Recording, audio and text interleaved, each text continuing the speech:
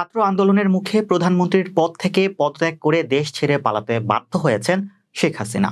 সরকারি বাসভবন গণভবন থেকে পালাতে তাকে মাত্র ৪৫ মিনিট সময় বেঁধে দিয়েছিলেন গোয়েন্দারা।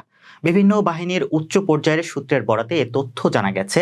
সোমবার সকাল 10:30টার দিকে ৩ বাহিনীর প্রধান ও পুলিশের মহাপরিদর্শককে প্রধানমন্ত্রীর বাসভবন গণভবনে ডাকা হয়। নিরাপত্তা বাহিনী কেন পরিস্থিতি সামাল দিতে পারছে না তা নিয়ে ক্ষোভ প্রকাশ করেন প্রধানমন্ত্রী।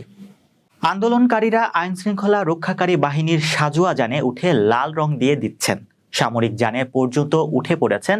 এরপরও কেন তারা কঠোর হচ্ছে না সেটা নিয়েও ক্ষোভ প্রকাশ করেন তিনি। এ সময় তিনি আরও ক্ষোভ জানিয়ে বলেন, আপনাদের বিশ্বাস করে শীর্ষ পদে বসিয়েছিলাম। এরপর বৈঠকে শীর্ষ কর্মকর্তাদের পক্ষ থেকে বোঝানোর চেষ্টা করা হয় বল প্রয়োগ করে এই পরিস্থিতি সামাল দেওয়া যাবে না, কিন্তু শেখ হাসিনা সেটা মানতে চাচ্ছিলেন না। কিন্তু ততক্ষণে গোয়েন্দা তথ্য আসে যে বিপুল সংখ্যক ছাত্র জনতা শাহবাগ ও উত্তরা থেকে গণভবন অভিমুখে রওনা হয়েছে। দূরত্ব বিবেচনায় ৪৫ মিনিটের মধ্যে শাহবাগ থেকে গণভবনে আন্দোলনকারীরা পৌঁছে যেতে পারে।